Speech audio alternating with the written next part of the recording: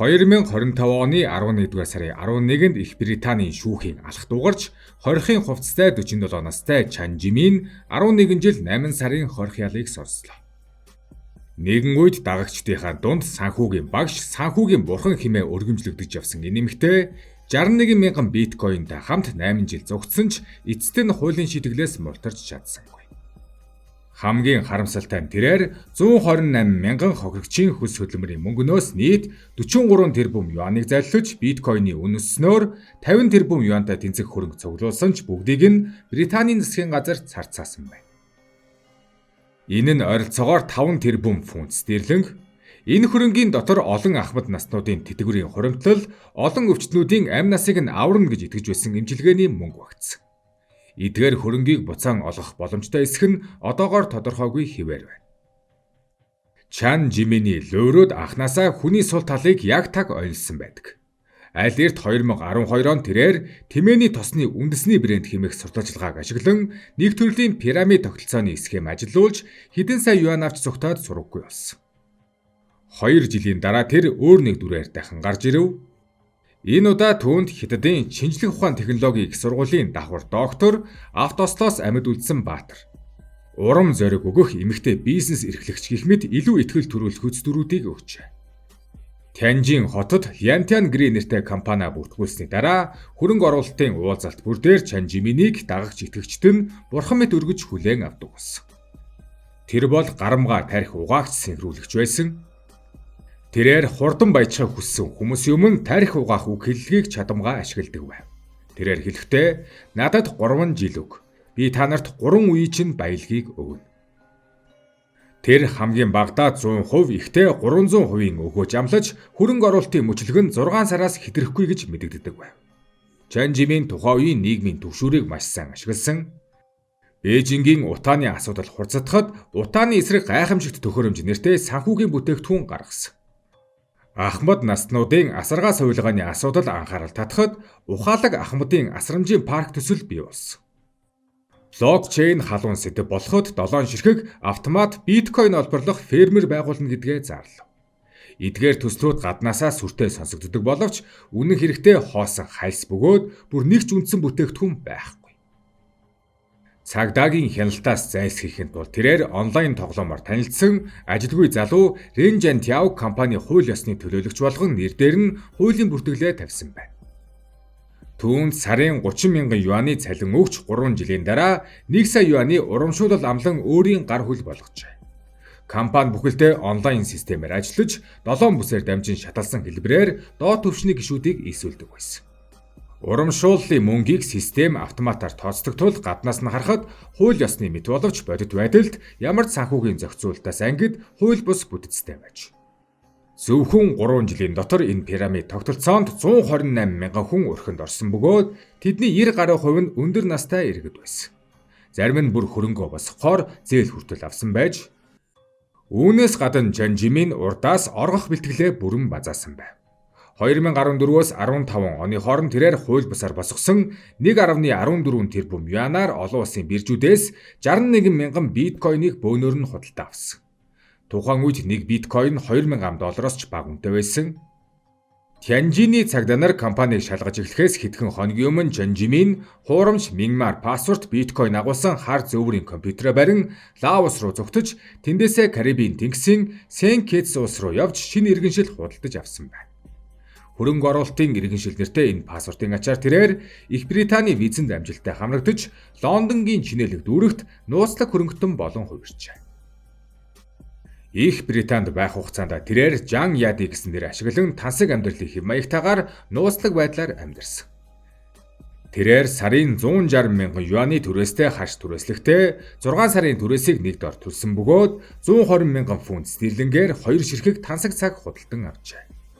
Энэ нь 112 сая юантай тэнцэх хэмжээний зардал байж. Мөн Чан Жимин өөрийн туслахаар Венжан нэртэй хятад эмэгтэйг ажилд авч түүнд сар бүр 37 мянган юаны цалин өгдөг байж. Түүний үүрэг нь биткойныг бэлэн мөнгөөр солих, тансаг эд зүйлс худалдан авах, мөн хүүг нь нэр хүндтэй сургуульд оруулахад туслах явдал байв.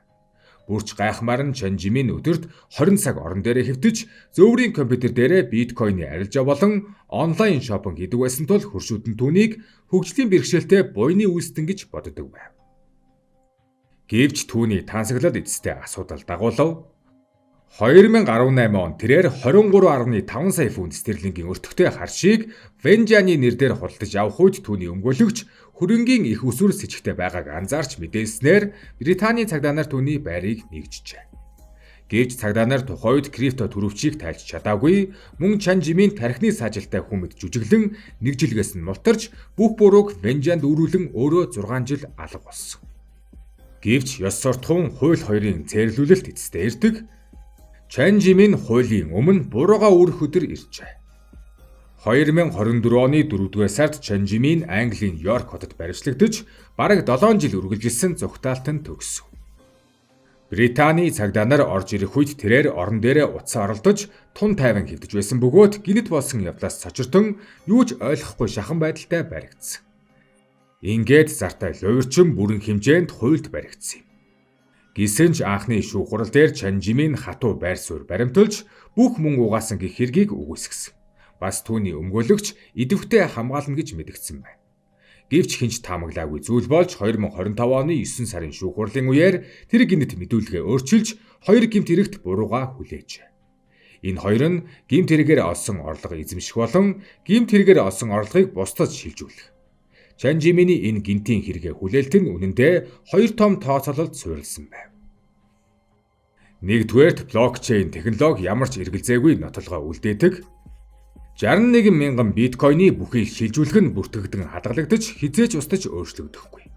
Ийм хатуу баримтын өмнө тэмцэх ямар ч утгагүй. Хоёрдугаарт Британий хуулийн ял бууруулах зарчим нь туйлын сонирхол татам. Гэмт этгээд аль болох эрт хэрэгэ хүлээх тусам ялын 3/1 хүртэлх хугацааг хасуулах боломжтой. Энэ нь түүнд бодтойгоор бага хорих ял авч магадгүй гэсэн үг юм. Чанжимин бурууга хүлээсний дараа энэ хэргийн хамгийн чухал маргаан тодорч гарч ирлээ. 61 мянган биткойныг одоо яах вэ? Эзэн нь хэн байх ёстой вэ? 2025 оны зах зээлийн ханшаар бол энэ хэмжээний биткойн бараг 50 тэрбум юан хүрч байгаа бөгөөд одоогоор Британий хааны прокурорын албанаас царцаан хамгаалж буй. Британий хуулиар хэрэв хохирогч талуудаас хэн нэгэн хууль ёсны өмчлөх эрхээ нотолж чадвал мэдээж буцаа олгоно. Харин ямар ч нотлогдсон эрх бүхийг нэхэмжлэгч байхгүй гэж үзвэл царцаагдсан хөрөнгийн тал хувийг Британийн цагдаа болон дотоод хэргийн яам авж болно. Харин энэ зохицуулалт 128 мянган хохирогчдын уур бухимдлыг төрүүлжээ. Тэдний ихэнх нь ахмад настай эмзэг бүлгийн иргэд бөгөөд хуримтлуулсан бүх мөнгөө алдсан хүмүүс юм. Тэдний үзэж буйгаар Британи энэ мөнгийг дур мэдэн захиран зарцуулах эрхгүй. Хэдийгээр Хятадын цагдаа нар Британийн хууль сахиулагчтай хамтран ажиллаж байгаа ч хоёр улсын хууль тогтоомж ял шийтгэлийн логик өөр тул хөрөнгийг улсын хил дамнан буцаан авах үйл явц маш олон саад төвөгтэй байгаа. Энэ хэрэг бүх хөрөнгө оруулагчдад өгч буй сануулга болсон. Үнэн хэрэгтээ Чанжиминий хэрэг ганцхан тохиолдол биш. Энэ нь криптовалютын 900-д улс дамсан санхүүгийн гэмт хэрэг шин шатанд хүрч улам нарийнч буйг харуулж байна. Гэмт этгээдүүд криптовалютын аноним хил хязгааргүй шин чанарыг ашиглан уламжлалт луврыг дижитал мөнгө угаалтанд шилжүүлж гэмт этгээдийг барих болон хөрөнгийг буцаан авах үйл явцыг илүү төвөгтэй болгож байна. Британийн цагдаа нар 2018 онд Чанжиминий төхөөрөмжүүдийг хураасан ч түүний шифрлэгдсэн крипто дөрвчийг тайлж чадаагүй. Энэ нь технологийн саад бэрхшээл, хууль эрхцэн үйл явцад ямар том сорилт болдгийг харуулсан хэрэг. Одоо Чанжимин 11 жил 8 сарын хорих ял идэх бол түүнд мөнгө угаалтанд нь тусалсан Венжан 6 жил 8 сар хоригдохоор болжээ. Энэхүү хэрэг нь юу ч үн төлбөргүй олж авч болохгүй гэдгийг бүх хүмүүс сануулж байгаа хэрэг юм.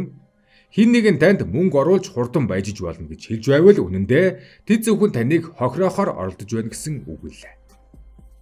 Биткойн хиймэл оюун дээр суурилсан хөрөнгө оруулалтын үйлчилгээ, ногоон эрчим хүч, ахмад насны орон сууц гэх мэт ямар ч зүйлд өндөр өгөөж шин санаа гэсэн сурт ажиллагаанд сэрэмжтэй хандах хэрэгтэй. Эдгээр ойролцоогоор 50 тэрбум юаны биткойны эзэмшлийн асуудал нь зөвхөн 128 мянган хохирогчийн эрх ашигын асуудал төдийгүй криптовалютын 90 үеийн санхүүгийн гэмт хэрэгтэй холбоотой хууль эрх зүйг засаж шийдвэрлэх гол хэрэг боллоо гэж Британий хэвлэлд мэдээлжээ.